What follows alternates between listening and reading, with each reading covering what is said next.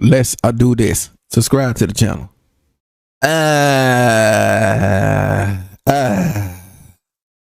Settle down. Let me do this. Hello, ladies and gentlemen. I go by the name of GODGOTHAM Got Game, and welcome back to the channel. The second channel. I tried to get a thumbnail. Y'all see the title, and today, yes, we got your boy Sunny V2, and this is why. I don't know how to pronounce this dude's name. Is Nigeria? I don't know. Quit YouTube, bro. So you know we here for it all. Anyway, how y'all day been? Y'all been doing good? I've been doing swell. So you already know. Link is going to be down in the description below. Like, comment, subscribe. I do, man. No my slogan. I'm the greatest. And the worst, I am. It hasn't uploaded a video since April 2020, so we're going to provide a full-length explanation for his disappearance, which can only be understood if you like, is he on Twitch now? First realized that the channel included another person by the name of Sean Fujiyoshi. Sean was there for all of the channel's most notable early content, namely How to Be Emo, How to Be Gangster, and How to Be Ninja, with these three videos acting as a foundation for Nigahiga to become YouTube's most subscribed channel for 677 days between August 2009 and June 2011. Although this would also be the point at which Ryan showed early signs that the channel might not last forever, coming specifically during his celebration of 5 million subscribers. Ryan stated that producing each skit was significantly more difficult than his audience might realize, which was followed by him comedically showing his production company, which featured him as the writer, filmer, magician, and editor, perhaps implying that he was overwhelmed by the workload. To fix this problem, Ryan created the Ryan Higa Production Company, or the RHPC for short, which on top of Sean introduced another 5 people to help out with the channel. However, while this reduced the workload per person, it increased the scale and complexity of the business, which wasn't the only thing making Ryan's life difficult. At a later date, Ryan explained that he'd hit a point where he was too famous to live a normal life. With that amount of people watching, there's always bound to be some sick people. Like once in my home in Hawaii, people came and spray painted tihi on my parents' house while we were in it. Why would they do that, man? Edgy people, man. I can't stand people do dumb stuff like that, bro. That's the scary part. People tried to come up to my other house and they tried to come to my windows and take pictures of us through the windows. Stuff like that, it makes you think a lot. You take pictures and stuff without their consent, man. That's crazy, bro. People gotta respect people on personal space and privacy and stuff. That's all I'm saying. I understand they probably be your fans and stuff, but I understand fans are fans, but y'all gotta remember, respect people privacy, space and stuff too, man. They're human too, just like y'all, man. I'm just saying, bro. Just gotta let it be known.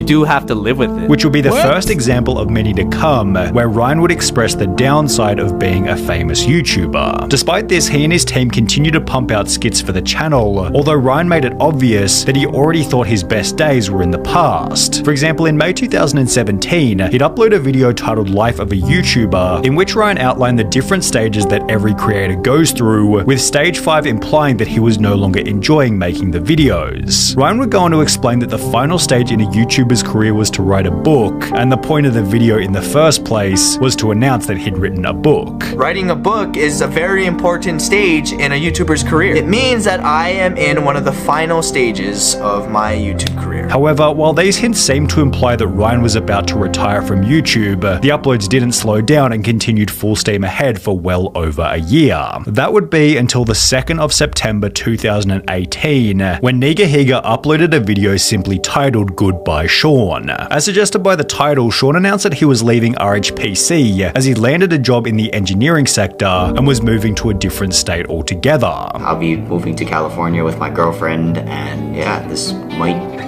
be it. And while many of the comments implied that this would have a major impact on the channel's future, nobody could have predicted the impact that it would have on Ryan himself. Sean's departure seemed to suggest to Ryan that perhaps it was time to move away from these silly YouTube skits and pursue something a little more age appropriate. His childhood friend, who was a year younger than him, was making big life changes, while Ryan was stuck doing the exact same thing that he had been for the last 10 years. I did the same thing every day for years. If you do it for a while, you kind of get to the same place, I think. At a minimum, it seemed to suggest to Ryan that there was better opportunities outside of YouTube, because as highlighted by this comment, the channel was never the same since Sean left. Only 6 videos after Sean announced that he was leaving, Ryan would upload a new video titled If I Quit YouTube, in which he'd begin by stating that he was bored of making videos. Over the past year, I really have been considering quitting YouTube. It's not that I don't want to do YouTube, but I just wasn't having fun making YouTube videos anymore. And as a result, he planned on switching up the content. There's gonna be changes on this channel. And I know that a lot of you praise me and respect me for not changing my content over the years, but this is something I have to do for myself. Ryan expanded on this in a later live stream, during which he implied that he was no longer challenged by the skits he was making. There's nothing that I really feel like, oh, this is gonna be different if I do it. I mean, if you want to change, go ahead, man. You're gonna have some loyal fans, bro. They're gonna still support you all the way, man. That's how I see things, man.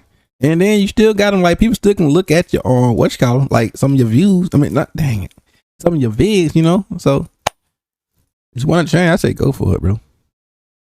Have to be something more challenging. Before going on to state that he had even grown tired with the sound of his own voice. Watching yourself over and over and over and listening to yourself, it actually used to make me mad. It's a weird thing to understand until you do it over and over and over. But I would literally be like, in my head, I'd be like, shut up, dude, shut up! Because you hear and see the same shit over and over and over. It was like frustrating because I would self-critique too much. Having lost the love for his original type of content, Ryan made a quick migration to a podcasting series named Off the Pill, stating that the series was the only alternative to quitting altogether. In the podcast, everyone said don't put it on your channel, but I was just like so over it at that point. Make what I want to make, or essentially quit. In a different video, Ryan promised to continue uploading skits in between each podcast episode, and while he would abide by this promise in the beginning, the podcast eventually became the dominant type of content on the channel, presumably because it was significantly easier to make. In late 2019, Nigahiga uploaded 13 podcasts in a row without any other type of video, prompting an upload titled Why I Haven't Been Posting, in which he'd explained that his original type of content no longer suited the current YouTube meta. I don't even know when exactly it started to happen, but I was getting a little frustrated with YouTube and getting really just bitter, I guess, with what YouTube had become. Ryan then added in a live stream that he was almost never happy while making skits. Can you say you're happy about your life? I can't say that the whole time during my YouTube career I was, even in its peak, and that's probably when people thought I was the happiest. Adding in an Anthony Padilla interview that he was always burnt out. How have you prevented yourself from feeling YouTube burnout?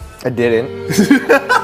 I'll admit that I was burnt out for like years. Before implying on more than one occasion that becoming successful did almost nothing for his own personal fulfillment. Finding fame and money doesn't bring happiness at all. But you don't really know until you really go through it. Ryan then made it obvious that, as someone who made everybody laugh at the expense of his own mental health, he related to the life of Robin Williams. The Robin Williams incident where like you can be the funniest, most respected, famous, loved, and no one knows what you're going through. So how is his life better than the guy who's working a 9-to-5 right now and still has a family? That's a better life. Before adding that becoming so successful in his 20s might have been a negative, as he didn't know what else to look forward to. Damn, if this is my goal and I reach this goal and I'm still unhappy, then what am I doing? Like, what else is there? It was obvious that Ryan was feeling a little lost, which began to reflect in the madness of his video uploads, as his channel became a mix of skits, podcasts, and advertisements for his new energy drink. Guys, I released my own energy drink. Isn't this crazy? This persisted until the 41st episode of Off the Pill, at which point Ryan disappeared altogether, before returning 3 months later by uploading a video titled My Midlife Crisis. So this is definitely the longest break I've ever taken from not posting videos on this channel in my entire YouTube career. Ryan began the video by explaining that he was going through a breakup. I don't usually talk about relationship stuff here on YouTube. I am no longer dating anyone. I'm not dating Mrs. Che anymore. Before stating that he wanted to step back and figure out exactly what to do with his life. The real reason why I had to take this break was because I needed to reflect on my own life. I'm freaking old, man. I mean, I just realized that I'm going to be 30. Instead, Ryan uploaded one final video on the 25th of April 2020 before going silent. Over on Twitch, Ryan explained that the pandemic made it almost impossible to film anything for YouTube. I can't film with the team. I was already burnt out of YouTube. We didn't know how long it was gonna last, the freaking lockdowns and stuff. And as a result, he'd become a full-time streamer, which he enjoyed significantly more. But by that time, I already started like... I think he probably doing Twitch then.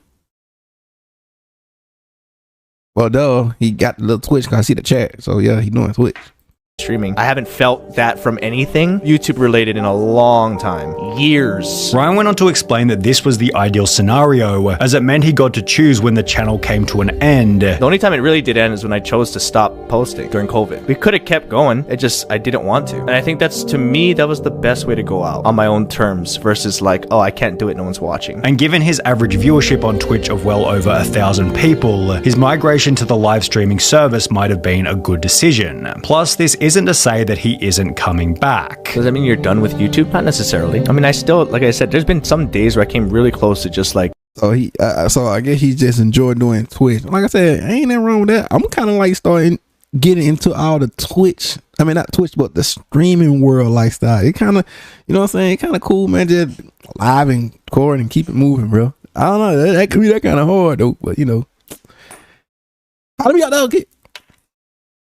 Starting to film again. When asked, will you go back to YouTube, Ryan simply stated, I don't know. I have had like more interest in doing creative stuff again. Yet he'd need to take a significant break from Twitch in order to do so. I would have to take a Twitch break for sure. There's no way I could be doing this, keeping up the schedule. Ryan then stated that in order to return, he'd need to find an idea that he felt extremely passionate about. But it has to be something I really care about. I would have to enjoy doing everything by myself. You'd have to enjoy doing every process, and I don't enjoy doing all of it. I don't want to go and pull footage. You know, I've been through all that already. And even then, he expressed concern about how any new video might perform given the channel's inactivity. It would be lower because I've been so inactive. So based on the algorithm, the first video I upload would get more views. The second one would probably get less. Although just a few days ago, Sean Fujiyoshi uploaded an image to his Twitter showing that the entire RHPC gang were having a reunion, so there could be some new content just around the corner.